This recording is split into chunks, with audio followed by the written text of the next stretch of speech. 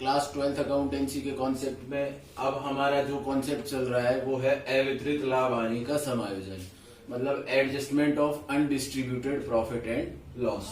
अब तक हमने क्या किया कि हमने ये समझा कि ये अवितरित लाभ हानि होता क्या है, किस जगह पे ये हमको मिलेगा, ठीक है, और इसका करना क्या है। तो एक बार वापस से रिवाइज कर देता हूं। अनडिस्ट्रीब्यूटेड प्रॉफिट लॉस का मतलब ऐसा प्रॉफिट लॉस जिसको अभी तक साझेदारों के बीच में बांटा नहीं गया है, और इसको हमको जो है वो पुराने साझेदारों में पुराने अनुपात में बांटना है। ये हम प्रीवियस वीडियो में सीख चुके हैं, और ये किस नाम से किस साइड में मिलेगा वो भी हम अब तक सीख चुके।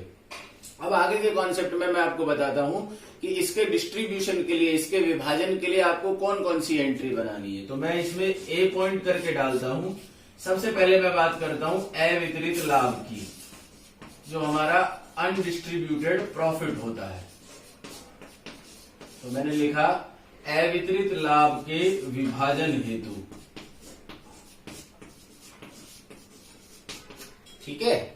देखिए दोबारा क्लियर कर देता हूं। अवितरित लाभ का मतलब ऐसा लाभ हानि जो अभी तक बांटा नहीं गया है, और ये हमको अवितरित लाभ कहां मिलेंगे। प्रीवियस वीडियो में मैंने आपको बताया था कि बैलेंस शीट के लायबिलिटीज के सेक्शन में अगर किसी के पीछे रिजर्व लिखा हुआ है, किसी के पीछे फंड लिखा हुआ है, या P&L का क्रेडिट बैलेंस है, तो वो हमारा अवितरित लाभ होता है। और उस अवितरित लाभ को नए साझेदार के प्रवेश के समय पुराने साझेदारों में पुराने अनुपात में बांटा जाता है, और उसके विभाजन के लिए क्या एंट्री बनेगी, क्या जर्नल एंट्री बनेगी, वो आज हम क्लियर करने वाले। तो बड़ा आसान सा कॉन्सेप्ट है, ठीक है। इसके डिस्ट्रीब्यूशन की क्या एंट्री बनेगी कि जो भी प्रॉफिट होंगे हमारे, अब प्रॉफिट से मतलब जिनके पीछे रिजर्व लिखा है, जिसके पीछे फंड लिखा है, या P&L का क्रेडिट बैलेंस है, तो वो सारे जो भी प्रॉफिट होंगे वो सारे प्रॉफिट जो है वो DR हो जाएंगे। अब जैसे मान लीजिए बैलेंस शीट के लायबिलिटीज के सेक्शन में, इसकी जगह जरूरी नहीं कि हमेशा प्रॉफिट ही लिखना है। इसकी जगह पे अगर जैसे मान लो बैलेंस शीट में जनरल रिजर्व दिया हुआ है 20,000 रुपए का, बैलेंस शीट आपको मिलेगी हर एक सवाल में। उस बैलेंस शीट में एक लायबिलिटीज का सेक्शन होगा, तो लायबिलिटी के सेक्शन में अगर हमको जनरल रिजर्व लिखा हुआ है तो हमको ये पता लग जाना चाहिए कि ये एक अवितरित लाभ है, और उस अवितरित लाभ को पुराने साझेदारों में पुराने अनुपात में बांटा जाएगा।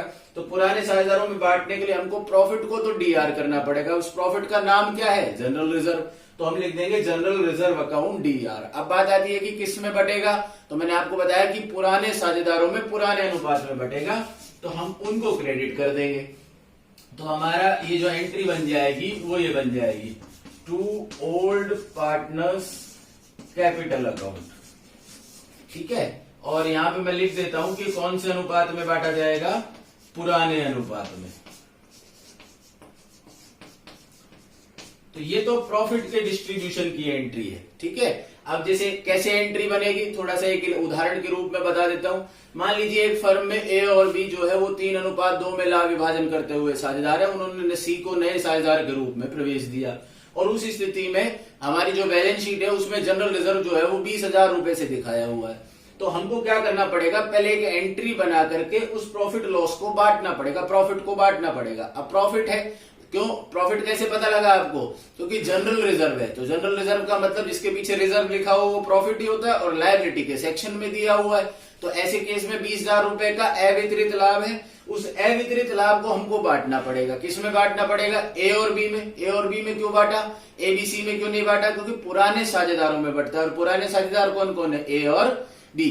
अब ऐसी स्थिति में अपन क्या एंट्री बनाएंगे, जनरल रिजर्व अकाउंट DR और टू ओल्ड पार्टनर। अब ओल्ड पार्टनर तो दो हैं, A और B, तो अपन यहां लिखेंगे टू A's कैपिटल और टू B's कैपिटल। और 20,000 रुपए को हम 3:2 में बांट देंगे। 3:2 में क्यों बांटा, क्योंकि मैंने आपको बताया कि कौन से अनुपात में बढ़ता है, पुराने साझेदारों में बढ़ता है और पुराने अनुपात में बढ़ता है, क्योंकि नए साझेदार का तो कोई रोल ही नहीं होता। अगर कोई प्रॉफिट जो है वो पहले से इकट्ठा है या जिसको अब तक हमने बांटा नहीं है, उस प्रॉफिट को कमाया किसने, उसको पुराने साझेदारों ने कमाया, पुराने अनुपात में कमाया। इसके लिए हम उसको पुराने साझेदारों में पुराने अनुपात में बांटते हैं। ये एंट्री हम पास करते हैं। इसको आप अपनी कॉपी में नोट कर लीजिएगा, क्लियर है। अब इसके बाद में मैं आपको हानि के विभाजन की एंट्री बताता हूं, उसको भी ध्यान से सीखना।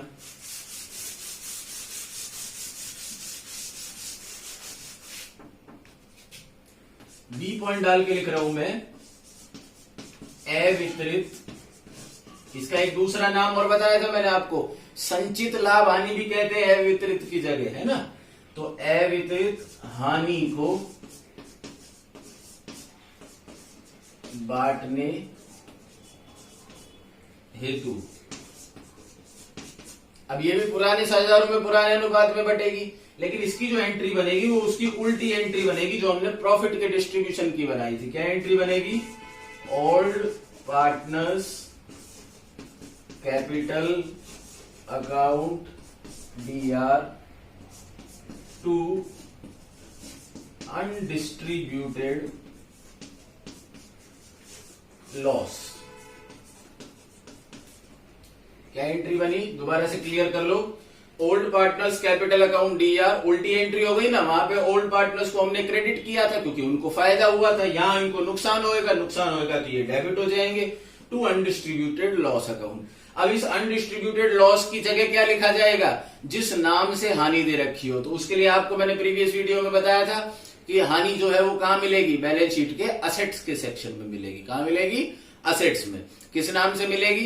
एक तो P&L के नाम से हो सकती है, प्रॉफिट एंड लॉस अकाउंट के नाम से हो सकती है, और एक एडवर्टाइजमेंट सस्पेंस के नाम से हो सकती है। तो मान लीजिए 10,000 रुपए की कोई हानि दी हुई है, वही पुराना सवाल A और B जो है वो बराबर बराबर लाभ हानि बांटते हैं। अब की बार कैसे बांटते हैं? बराबर बराबर 1:1 में। C को प्रवेश दिया 1/3 हिस्से के लिए, है ना। अब ऐसी स्थिति में मान लो बैलेंस शीट के असेट्स के सेक्शन में 10,000 रुपए का कोई P&L अकाउंट लिखा हुआ है बैलेंस शीट के असेट्स के साइड में। असेट में आते ही आपको पता क्या लग जाएगा कि ये हानि है, और हानि है तो आप क्या एंट्री बना दोगे? क्योंकि ओल्ड पार्टनर्स पुराने साझेदार कौन कौन है? A और B। तो A's capital account DR, B's capital account DR to P&L account, क्योंकि हानि का नाम क्या था? P&L account. ठीक है, 10,000 रुपए को बांट देंगे हम कैसे कैसे? 5,000 और 5,000, क्योंकि ये भी कैसे बटेगा? यहां लिख रहा हूं मैं पुराने अनुपात में। तो ये आपका डिस्ट्रीब्यूशन हो जाता है कि अवितरित, दोबारा से क्लियर कर लो पूरे कॉन्सेप्ट को, कि अगर कोई अवितरित लाभ हानि नए साझेदार के फर्म में प्रवेश के समय दिया हुआ है तो ऐसी स्थिति में उसको पुराने साझेदारों में पुराने अनुपात में बांटा जाता है। यही समायोजन करना है आपको। अब पुराने साझेदारों में पुराने अनुपात में बांटने के लिए आपको सबसे पहले तो ये पता होना चाहिए कि प्रॉफिट कहां मिलेंगे और लॉस कहां मिलेंगे, कहां मिलेंगे और किस नाम से मिलेंगे। ठीक है, और एक उसको बांटने की एंट्री क्या बनेगी। तो आज मैंने आपको क्लियर कर दिया कि अवितरित लाभ को बांटने की क्या एंट्री होती है और अवितरित हानि को बांटने की क्या एंट्री होती है। आई होप कि आपको ये समझ में आया होगा। ये एंट्रीज आपको याद करनी है, इसी के बिहाफ पे आगे के कॉन्सेप्ट चलेंगे बाकी नेक्स्ट वीडियो में। Thank you.